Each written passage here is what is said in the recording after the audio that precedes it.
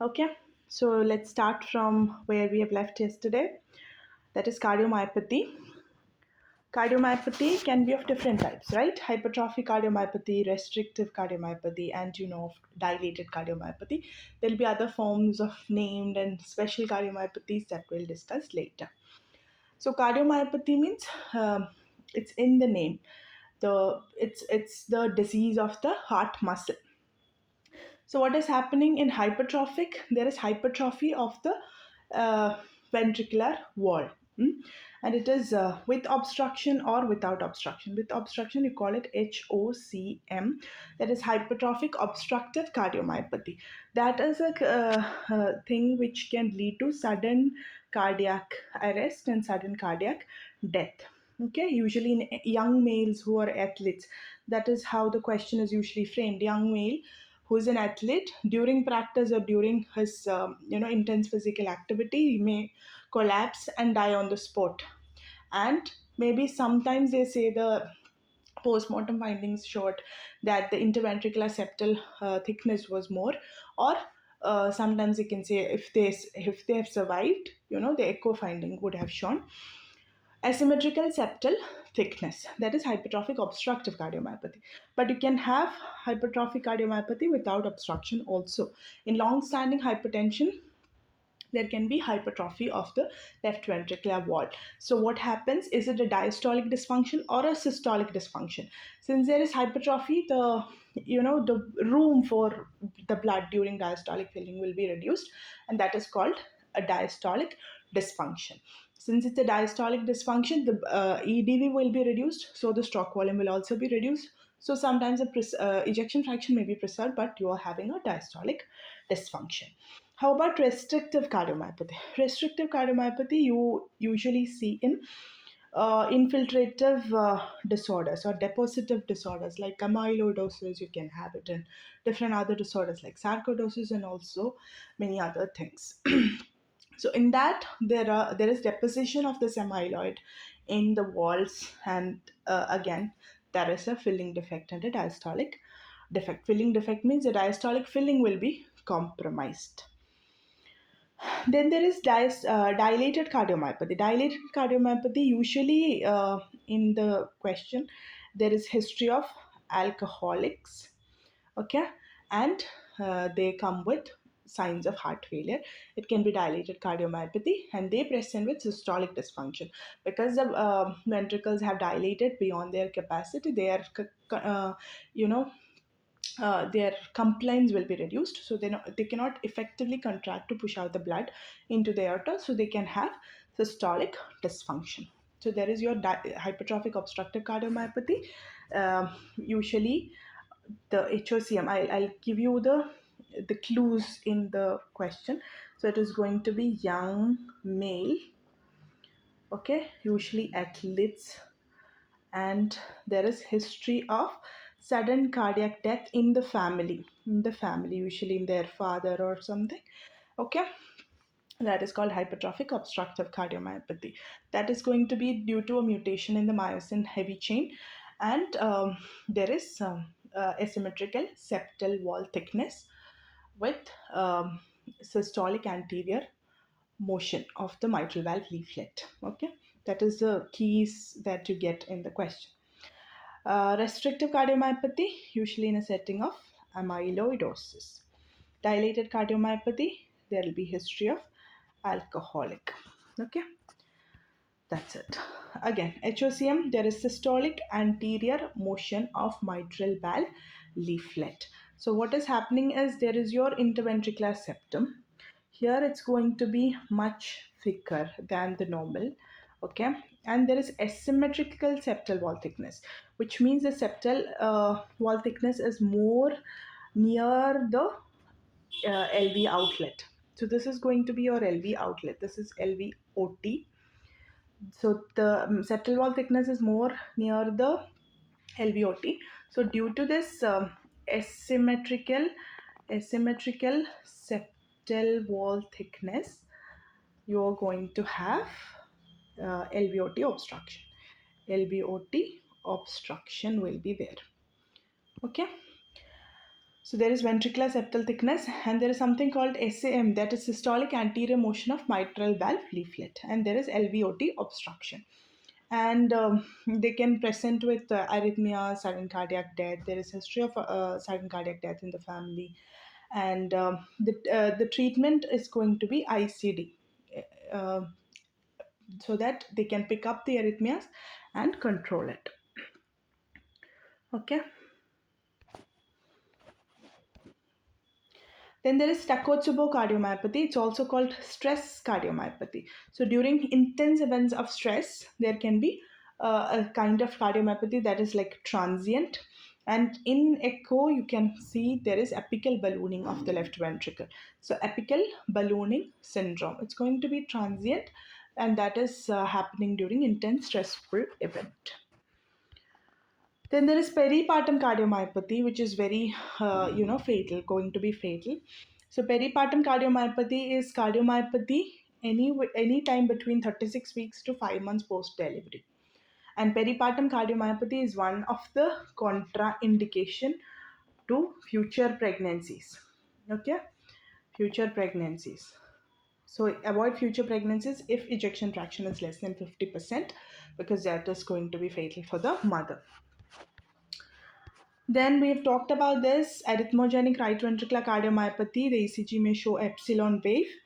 There is the treatment is sotalol. You can do catheter ablation or ICD placement, and ECG showing epsilon wave. Just for so that you know this is there. Arrhythmogenic right ventricular cardiomyopathy. Now let's come to myocarditis. Myocarditis, usually the etiology is going to be viral, and it can be Coxsackie B or adenovirus. It can be bacterial also, like post diphtheria or Lyme disease.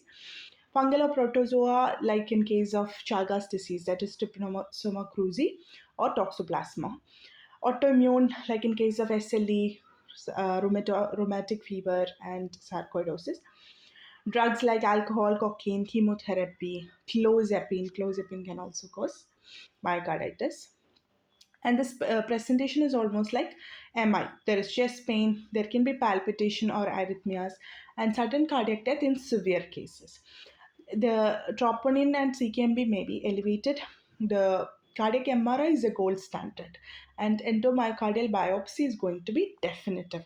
But you're not going to take an endomyocardial biopsy to diagnose myocarditis, right? But that is definitive. Gold standard is cardiac MRI. The treatment is going to be supportive, give rest, give fluids, etc. Then come to pericarditis. So we are talking about different layers of the heart, right? The myocardium, the pericardium, and we'll discuss infective endocarditis as well. So pericarditis, again, it can be viral. There is characteristic chest pain which is relieving on leaning forward and exacerbating when they are lying down. So this is the key usually they give in the question. Okay, chest pain which is relieving on leaning forward, exacerbating when lying down, and on auscultation there can be a pericardial friction drum. ECG, usually there are four stages. The first stage is going to be PR depression, that is the most specific. Okay, and ST elevation. ST elevation in almost all the in universal leads there will be ST elevation. So initial stage, it is PR depression, which is more specific. Sometimes they ask what is the specific sign in pericarditis. Early stage of pericarditis, it is PR depression, and there is ST elevation in all of the leads. Okay, then in the later stages, there can be this normalization of the ST. ST can come back to normal. Then it can go for T inversions, and then everything comes back to normal. Okay, so that is what is happening in pericarditis. Usually they ask what is seen in pericarditis. If the options say ST elevation, that may be the answer. But if they specifically ask what is more specific for pericarditis, then it's going to be PR depression, because ST elevation you can see in other cases also. Then what is constrictive pericarditis? Constrictive pericarditis means there is a thick fibrous tissue in the pericardial space. Again, it leads to filling defect, and there is ascites precox. JVP, what do you see? We have already discussed this in the JVP session. What do you see in constrictive pericarditis? It is going to be a deep X as well as Y descent. Okay, rapid or deep X and Y descent. In cardiac tamponade, on the other hand, you have a deep X descent but absent Y descent or a flat Y. Then there is a pericardial knock on auscultation. Chest X-ray can show pericardial calcification because sometimes in the question there is a clue that the patient with signs of maybe heart failure due to the swelling defect and all, and the chest X-ray shows some pericardial calcification. You may think of constrictive pericarditis. In cardiac catheterization, you'll see that the ventricular diastolic pressure shows a square root sign. This is for theory purpose. You won't be given the image and all. So the ventricular diastolic pressure shows square root sign or a dip and plateau sign. Treatment is diuretics, and in resistant cases, you may go for pericardiectomy. So cardiac tamponade, it is there is some uh, fluid or blood in the pericardial space. So this is your heart chambers. You can see the four chambers here. Okay, and here is your pericardial space, and you can see the fluid here. Okay, okay. Can you see? Can you appreciate it? This is the fluid here. Okay, that is cardiac tamponade. Cardiac tamponade is going to be a medical emergency. It comes with a triad, which is called Beck's triad. There is muffled heart sounds, hypotension, and elevated JVP. That is the Beck's triad. Usually, lungs will be clear. And the emergency treatment is pericardiocentesis because this is going to be a cardiac emergency. Even in cardiac arrest, one of the reversible causes of cardiac arrest is going to be tamponade, right? It is one of the 5H and 5T. So in cardiac tamponade, there is a specific character of pulse which is called pulsus paradoxus. Pulsus paradoxus, I told you it's not a paradox, it's exaggeration of a normal event, that is SBP falls more than 10 mmHg during inspiration. That is called uh, pulsus paradoxus, right?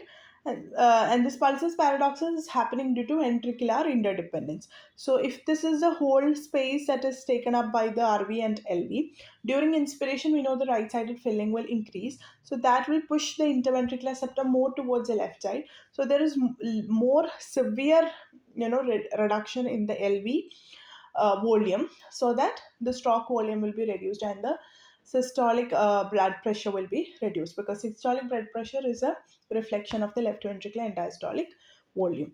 Okay, because of the ventricular interdependence and more filling of the right side during inspiration, there is more fall in SPP, more than 10 mmHg during inspiration. That's called pulsus paradoxus. It can be also seen in severe asthma. JVP, I told you it's going to be X descent. X can be deep with Y, absent Y wave. ECG can show electrical alternance, that is alternating in amplitude of the ECG wave. Cardiac catheterization may show equalization of pressure in diastole in both the ventricles. Okay, because we have told there is ventricular interdependence. Now let's come to a question. A 46-year-old woman with non-history of metastatic breast cancer presents to emergency with progressive shortness of breath, fatigue, chest discomfort for the past few days. She is tachycardic, heart rate is 115, hypotensive, 85 by 60, distended neck veins with muffled heart sounds. Does it ring any bell? Okay, there is hypotension, muffled heart sounds, along with distended neck veins. This is what just now we have discussed. This is called the Beck's triad, seen in cardiac tamponade. Okay, lungs are clear. So we have mentioned that lungs are going to be clear.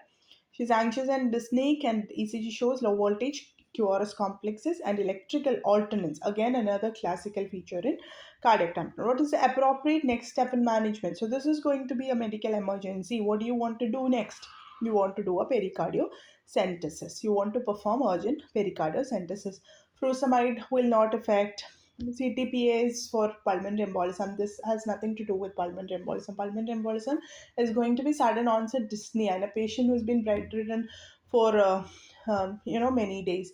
Also, in the setting of metastatic breast cancer, you may think of pulmonary embolism, but the presentation will be slightly different.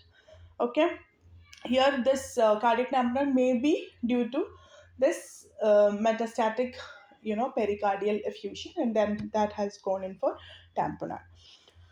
IV fluids and observe has nothing to do in this case. So it is perform urgent pericardiocentesis. This is a classic case of cardiac tamponade, likely due to malignant pericardial effusion due to metastatic breast cancer. Beck's triad is hypotension, distended neck veins, and muffled heart sounds. ECG findings are low voltage QRS with electrical alternance. It's medical emergency, so immediate pericardiocentesis is going to be life saving. IV furosemide will reduce the hypertension, will worsen the hypertension, and it will be reducing the preload. CTP is inappropriate because we are not concerned with pulmonary embolism here. Okay, now let's come to acute rheumatic fever. Acute rheumatic fever is caused by group A beta hemolytic streptococci. And the diagnostic criteria is called Jones criteria. There are major criteria and minor criteria. Major criteria you can remember with the mnemonic Jones itself. J means joint, that is going to be arthritis, not arthralgia but arthritis. O seems like heart, right? So that is pancarditis.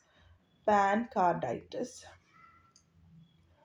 Pancarditis. N means subcutaneous nodules. Subcutaneous nodules. E means erythema. What erythema? Erythema marginatum. Erythema marginatum. And S means Sydenham chorea. Sydenham chorea. Okay. So this is a major criteria. Joint arthritis, pancarditis, subcutaneous nodule, erythema marginatum, and Sydenham chorea. This is a diagram showing erythema marginatum. Minor criteria includes fever, arthralgia, raised ESR, leukocytosis, and prolonged PR interval. But if you're taking pancarditis as a major criteria, then you cannot take prolonged PR interval as a minor criteria. So diagnosis requires two major or one major plus two minor criteria. And the most common affected valve is going to be mitral valve, and mostly it is mitral stenosis. Treatment is penicillin, and secondary prophylaxis is required. If rheumatic fever without carditis, you can give prophylaxis of penicillin for 5 years or until 21 years of age, whichever is longer. Or if rheumatic fever with carditis but no residual heart disease, you can give for 10 years until age 21, whichever is longer. Rheumatic fever with carditis and residual heart disease, then you have to give 10 years or until 40 years of age, or even lifetime prophylaxis. So I'll give you an example of how the question can be framed. So a child who is 15 years old, okay, and symptoms are suggestive of rheumatic fever, or maybe there is a past history of rheumatic fever. Now with mitral stenosis murmur, how long would you give the prophylaxis for? So patient is now 15 years and there is rheumatic fever history with uh, residual, valvular disease means there is a residual heart disease, right? So residual heart disease. So how long would you give the prophylaxis for? So you needed to give it until age 40 years, because we say it is whichever is longer. Suppose the patient is already 30 years, then you can give until 40 years, because 10 years or 40 years is similar only. If the patient is already 35 years, then you have to give for another 10 years until the patient becomes 45. So whichever is longer, or even lifetime prophylaxis may be required. That is how you decide how long would you want to give the prophylaxis for. Okay, so that was rheumatic heart disease. Now let's come to infective endocarditis. The most common organism is going to be Staph aureus. Okay, even if it's a drug abuser, even if it's any immunocompromised patient, most common organism is Staph aureus. Enlaced the prosthetic valve, it is going to be staph epidermidis. Okay, P for prosthetic valve, epidermidis. For associated with colon cancer, it is going to be bovis, bovis, or gallolyticus, streptococcus bovis or streptococcus gallolyticus. Dental infections or procedure, post dental infection or procedure, it's going to be viridans. Okay, SLE, that is called Libman-Sachs endocarditis. Culture negative can be seen in organisms like Hayseck organism, that is Haemophilus aggregati bacter cardiobacterium Echinella and Kingella. So that is the Hayseck organism. That is culture negative infective endocarditis. This slide is very, very important.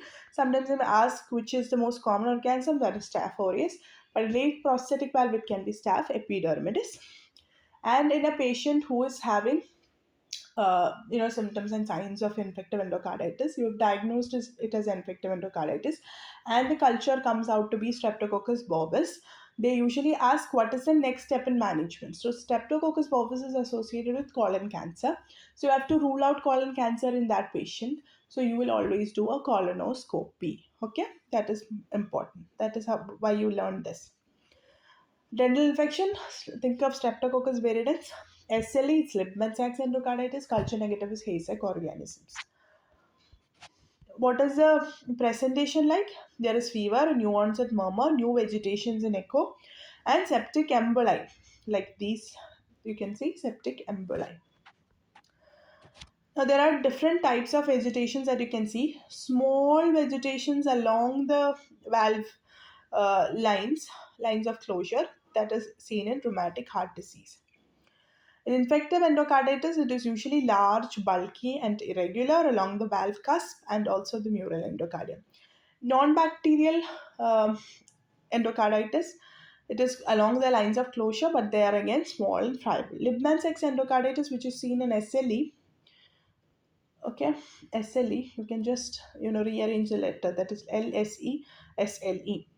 It is medium sized and verrucous. What is more important is seen in both sides of the valves, okay, on over surface as well as under surface. What are the complications of infective endocarditis? There can be perforation and rupture of chordate tentina.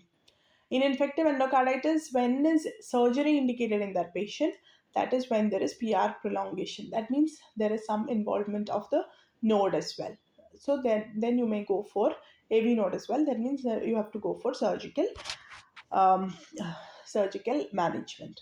Or if they are not responding to any of the antibiotics, then you have to go for surgical management. This is the criteria for infective endocarditis. The major criteria is blood culture positive more than 2 times 12 hours apart. That is important. More than 2 times 12 hours apart. And echocardiographic evidence of the endocardial involvement. Okay, that means you can see the vegetations and there is definitive vegetation seen. Minor criteria, there is fever, immunological phenomena like Osler's nodes and road spots. Road spots is in the retina, Osler's nodes or in the palms, right? Microbiological evidence that is positive blood culture, but not meeting a major criteria. If it has to meet the major criteria, it has to be two cultures which are turned out to be positive 12 hours apart. But if it is one culture positive, then you can consider it as a minor criteria. Embolic phenomena like arterial emboli, septic emboli over the skin, conjunctival hemorrhage, and painless skin lesions, like Janeway lesions. Risk factors: congenital heart disease or IV drug use. In IV drug users, infective endocarditis affects the tricuspid valve.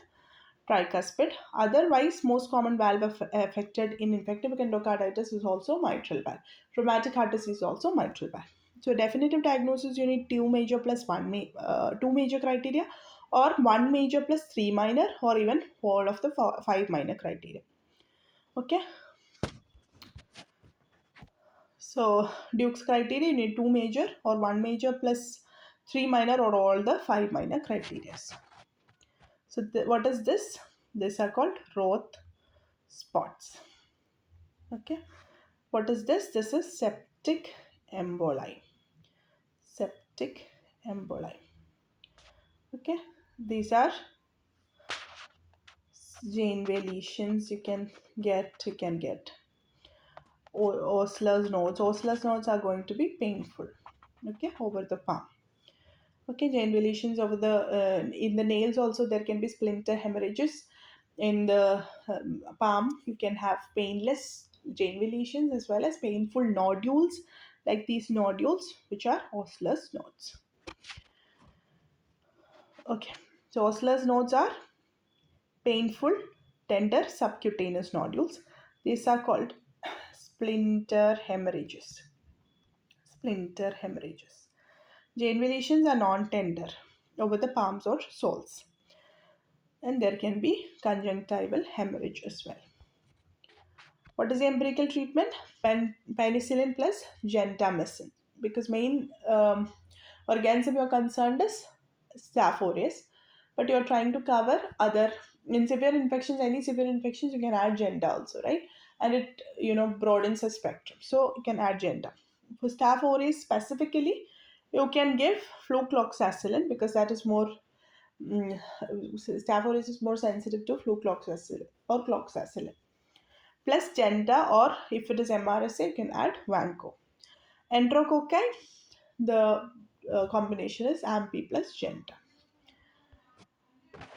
So when is surgery indicated? We've talked about this when there is prolonged PR interval, because there is aortic root abscess and there is complete AV block. So the AV nodal involvement, prolonged PR interval, you can go for surgical management. Or if there is heart failure, repeated emboli, fungal infective endocarditis, persistent bacteremia not responding to antibiotics, myocardial abscess, unstable infected prostatic valve, all these cases you go for surgical management. So that was infective endocarditis. Now let's see pulmonary artery hypertension. Pulmonary artery hypertension can be classified based on the etiology. The first type is idiopathic.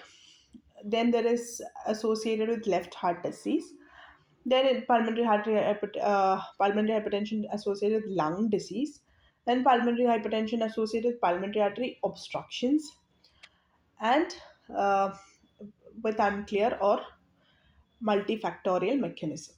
Okay, so these are the types. What is the mean pulmonary artery pressure? It's more than 25 mmHg in pulmonary artery hypertension. It's more common in females, and treatment is based on response to vasodilator testing. If it responds to vasodilator, you can give vasodilator, right?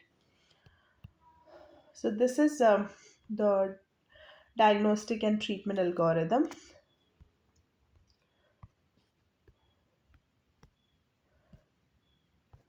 Okay. So just a minute.